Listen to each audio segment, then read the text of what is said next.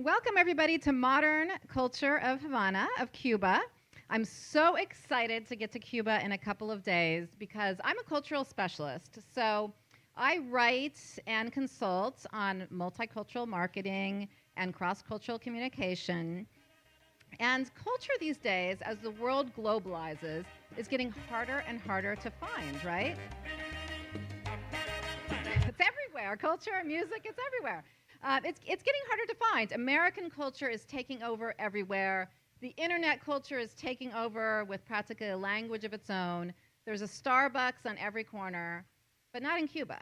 And finally, what we call culture to go, which is souvenirs that you can buy, and also how Cuban culture is lived abroad outside of Cuba. And then following my presentation, our cruise director, Hugo, is going to come up with some Q&A, and so you can have a chance to ask him more questions. This is an excellent team on the Empress. They were one of the first to go to Cuba and to develop that market for cruises and tourism, so you're in great hands.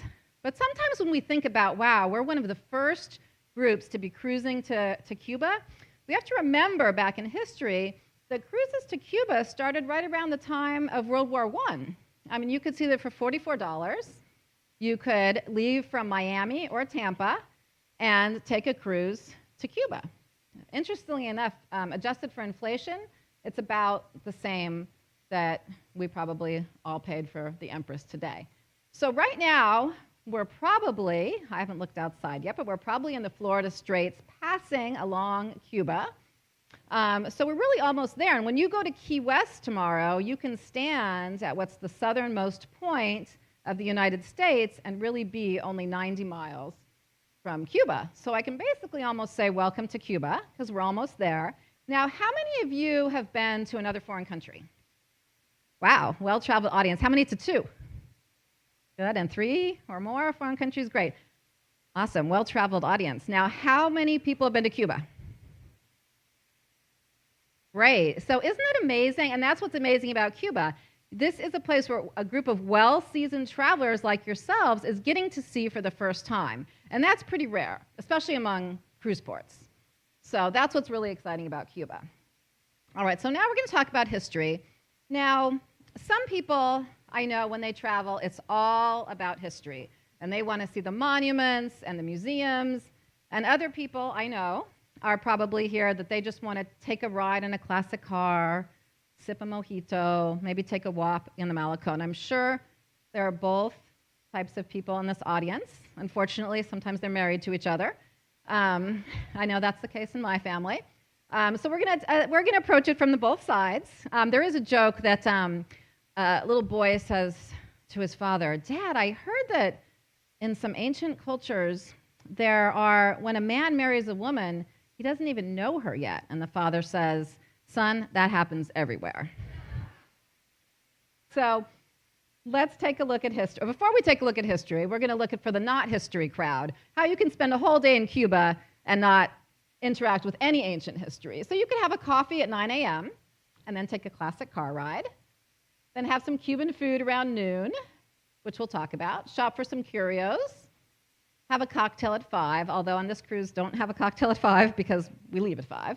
And then see a cabaret show in the night. So since you can't see a cabaret show, since we are not one of the overnight cruises in Cuba, at my 2 o'clock presentation, which is out on the town Havana, we are going to talk about the nightclubs, the cabarets, everything that you can see even during the day, such as visiting the Tropicana, and what you can do to really breathe in some of that nightlife of Cuba. After the embargo, the next tough time was the dissolution of the Soviet Union. So around 1991, Cuba began losing the aid. It was receiving almost $5 billion a year from the Soviet Union. And things started to warm up and get a little bit better when Obama came into power. That was actually precipitated by Pope Francis. When he visited Cuba, he paved the way for better U.S.-Cuba relations. And as a result, ultimately, after Obama came into power, the American Ballet Theater performed in Havana for the first time in 50 years. And in 2015, embassies reopened both in Washington and Havana. The U.S. had closed their embassy in Havana in 1963, and Havana had done the same. Cuba had done the same in Washington, and they reopened in 2015. Okay, so how many people are Americans here? Most. That's usually how it is. So a big deal for Americans is the travel policy to Cuba. So Kennedy prohibited travel to Cuba after the Cuban Missile Crisis. And then actually it was President Clinton that developed the people-to-people travel program. And then President Obama eased some of the restrictions, especially on Cubans visiting their relatives. And the cigar and rum embargo was lifted in 2014, although at that time, a $100 limit still applied on cigars. And then the official categories for travel were created in 2015, and the cigar and rum limits essentially lifted. Then there was the inaugural cruise to Cuba in 2016, and the Empress of the Seas sailed in 2017. And then we had the reversal of some of the Obama-era changes and the new OFAC regulations in place. Now let's talk about Cuba as a destination. So there's really 3 kinds of lodging for tourists in Cuba. Well, I guess a 4th, if you consider cruises. In the Hotel Nacional, which is an iconic landmark in Cuba, was built around 1930. You can see that the architecture is very similar to like the Biltmore and Coral Gables or the Breakers Hotel. It was the Mediterranean architecture of the time. And then in the boom in the 1950s, especially the gambling boom, you'll still see these hotels everywhere across the Havana skyline are these huge kind of 600, 800 room hotels, each one trying to be bigger than the next, that were built in the gambling boom leading up to the revolution. That's like the Havana Libre, it was a Hilton. Now most of these are Spanish hotels. And then out at the beaches, like 2 hours from Havana, are some beautiful beaches in Varadero. And you have out there in these further remote locations, many Spanish chains like Meliá, Barceló, that have huge all-inclusive tourist complexes that have been mainly frequented by Canadians and Europeans, are now beginning to be also discovered by Americans. Here's just an example. If you stay at a historic hotel, like the Hotel Nacional or the Saratoga, this is kind of an idea what the rooms look like. The furniture really is from back in the day, and really nothing has changed except maybe they put up a smoke detector. Now there's one 5-star hotel in Havana that opened last year. It's called the Gran Hotel Manzana. It is part of the Swiss Kempinski chain. These rooms go for about $500 a night, although maybe we'll see some reduction since this is one of the hotels that was put on the blacklist by the American government as being affiliated with the military. There's also plenty of Airbnbs. Airbnbs really boomed in Cuba for a couple of reasons. First, Raul Castro, when he came to power, loosened many of the regulations for entrepreneurship in Cuba, and one of them was to allow private housing for tourism.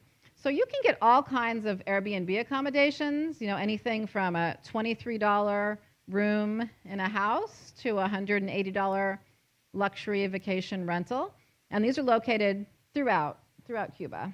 Airbnb's brought, I haven't seen the updated numbers, but as of last year, $40 million to the Cuban people, private citizens. So this is why this is one of the preferred lodging alternatives for Americans staying in Cuba, because it complies with the support for the Cuban people regulations.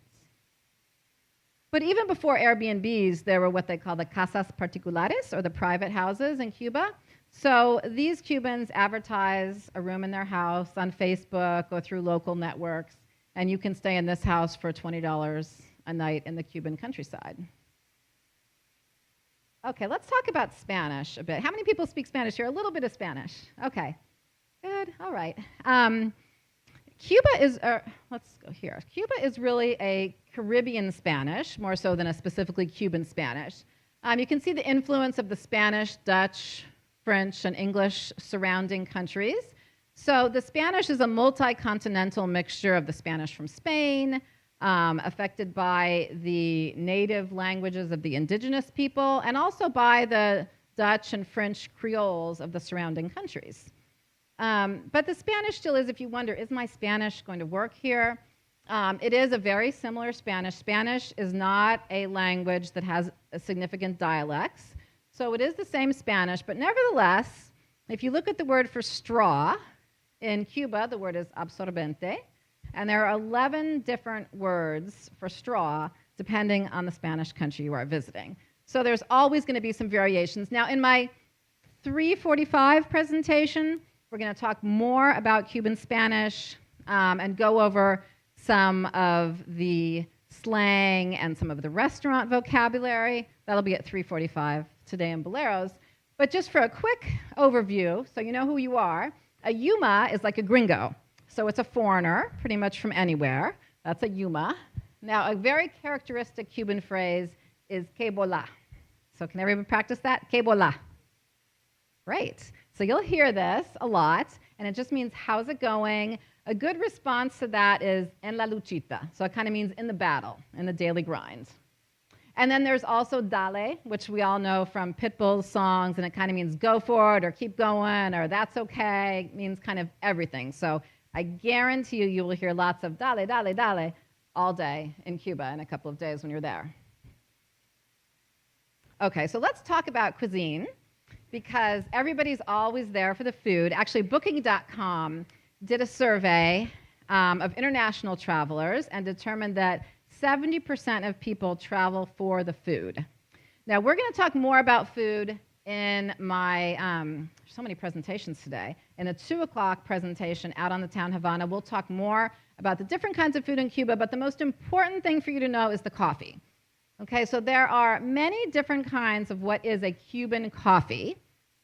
There's the cafecito, which is a little espresso, and a lot of the times these are served on the go in a little paper cup, long before Starbucks invented that concept. There's a cortadito, which is cutting the coffee. It literally means a little cut, cutting the coffee with a little bit of milk. A colada is basically an econo-sized or family-sized coffee to go. So you get a huge cup of espresso and then 5 or 6 cups to bring it back to the office and share. An espumita is when you want a lot of foam on top. Now, it's kind of deceiving because Cubans don't really have espresso machines, so they make the foam on top, and they take a little bit of brown raw sugar and whip it up with a teeny bit of coffee and create this foam for the top. And then a café con leche that many of us are used to as a typical latte, Starbucks version, is really something that's for breakfast only. You don't walk around in the middle of the day with a huge café con leche. You have an espresso or a cafecito. And a quick look at Cuban cuisine. We're going to look much more at Cuban cuisine at 2 o'clock, but just so you have an overview. So moros are a very famous Cuban dish. This is reminiscent of when Spain was occupied by the Moors. The white rice represents the Christians, and the black beans represents the Moors, and it's the coming together of the Christians and the Moors. Mojo is it's like the Cuban ketchup. So it's the sauce they put on everything. It's just a garlic and oil and citrus juice concoction. Then there's the roast pork. The vaca frita we actually had on the menu last night, although it was made with chicken. I found that interesting. And little pastelitos are everywhere, filled with guava or tropical fruits, another on-the-go snack. And finally, I have to put up the Cuban sandwich because everybody knows the Cuban sandwich. But Cuban sandwiches look a little different in Cuba. They are only a slice of ham. That definitely is a Cuban sandwich from Miami. So today at 2 o'clock, we're going to talk about all the different kinds of street food, because when you're a tourist and you're walking along, you see all these street foods and you're like, what is that? You know, it looks really good, but what is that? So I'm going to share one with you today, and we have about 10 more at 2 o'clock to go over. But you'll see this everywhere, which is a kind of a cane press, and they're making guarapo, which is a sugar cane juice. And it is a simple extraction of the sugar cane, extracting the juice out of the sugar cane. And so that's called guarapo. And so you will see guaraperas, which is a sugarcane juicery, everywhere. Different levels of technological sophistication. You know, some can be a major shop with great equipment, and some are just that little press that you saw. So you'll see this everywhere. Now let's take a look at transportation in Cuba. This is also something that's a fascinating part of their culture. It's a little different for the tourists and for the locals. So the tourists have a lot of options. There's actually a hop-on, hop-off bus. This is the Varadero version, but there is a Havana, hop-on, hop-off. It's a lot easier to hop off than it is to hop on and actually find it. But it does work fairly well. The Via Azul are those long-distance buses that you can take out to the beaches. Credit cards are not valid, at least American credit cards are not. And cash has two different forms, the CUC for foreigners and the CUP for the locals. Just remember that you want to see the currency with monuments on it. Think of monuments money, and if there's a head on it, hand it back, because the exchange rate is 25 to 1. So you do not want to be stuck with that. Hugo's going to talk some more about the customs allowances, but you can basically bring back 100 cigars now, or a liter of alcohol tax-free. That doesn't mean that that's a limit. You can bring a liter of alcohol tax-free. You can bring as much alcohol for personal consumption above that, but it is taxed, although it's rarely taxed. So personal, the problem is everyone says, well, how much can I really bring? And the government doesn't have a strict guideline. The US government says it's what's for personal consumption. So, you know, for some people, they drink a bottle of rum in a night, and other people, it sits on their bar for the next 20 years. That's just up to you. But it's $800 in total regardless per person, and that's applicable worldwide. So some people say, well, you know, are Cuban cigars really that great? I mean, now if you look at the top 10 lists for cigars, it's not just Cuba, Cuba, Cuba. You're seeing Nicaragua, Guatemala, Honduras. And that is true, but Cuban cigars still do rank at the top of the list. And if you go to Cigar Aficionado, you'll see there's a special tab just for Cuba. And here's a fairly recent price list from one of the official Cuban stores. Again, at 2 o'clock today, we're going to talk much more about tobacco and shopping and prices. But just to give you an idea, if you get the Cuiba Siglo II cigar, this is 11 CUCs, so like $12. And if you buy that in Europe, on the right is from a European website, that would cost you $26. And the Monte Cristo No. 2, which is like a gold standard for cigars, big hefty cigar, that same thing, about $12 in Cuba. And if you buy it on the internet, if you live abroad, $29. So let's talk a little bit about rum very quickly. Again, at 2 o'clock, we're going to go into detail on how rum is made and the different brands, but I just want to give you an idea of what you can buy. There's the Havana Club, which is a very popular mixer. The rum Santiago de Cuba is an aged rum, and this is something that's very popular in Spain, just like the Legendario Ron Dorado. The Santero, the fourth one now, the green one, is an aguardiente. This is kind of like fire water. This is a good mixer to spice up, to fire up your cocktail and make it stronger. It's like a grain alcohol. And then for a really aged fine rum, if you need to bring back a present for somebody, is the 15 years aged Havana Club. This is about $200. It's not the most expensive. I mean, there are bottles of rum for $2,000, but this is kind of the gold standard if you go to one of the shops. Now let's look quickly at Cuban culture abroad. You can see that most of Cubans have resettled in the Florida area, as we all know. And here's a typical, this is a little, what they call luncheonette that I go to in Miami. And this, it looks like you are in Havana when you're in this place. And the last time I was there, so many of my friends loved the food from this place. They said, get me a menu. I asked the lady for a menu. They have no menu. She wrote it down for me. I mean, it was really like you were in Cuba, and this is Miami last year. When Donald Trump went to visit Cafe Versailles, this is in Miami's Little Havana, every politician makes a stop there. And so he went there with Rudy Giuliani and tried the coladas. Remember I showed you a colada? So this is what he tried when he was there. And even the signs are in Spanish. This is parking 20 minutes just if you're having a coffee at the Cafe Versailles in Miami. And here's a little more Miami and Tampa influence. Now, if you want to learn some more about Cuba, you can come at 2 o'clock today to my presentation about Out on the Town Havana. There's also plenty of books to read and Netflix movies and other movies to watch about Cuba. Brothers in Exile is a movie about two baseball player brothers, one who went to the US and made it big, and the other who stayed behind in Cuba and eventually defected too. So coming up at 2 o'clock, I'll be presenting Out on the Town Havana Past and Present at Boleros. And we'll talk about Cuba's yesteryear and the music and dance styles of Cuba. We'll go more into detail on food and tobacco and rum. And then at 3:45, we'll have the First Timers Guide. These are both in Boleros.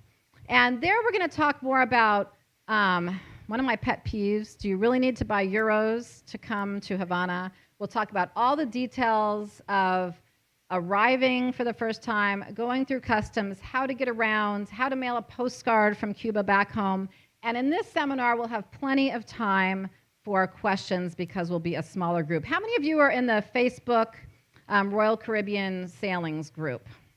A few? Only one? Wow, okay. So this is the kind of thing that if you're in that group that we will talk about in more detail, all of just the details of on the ground in Havana at 3:45. So thank you, everybody, for coming, and I hope to see you at 2 o'clock today.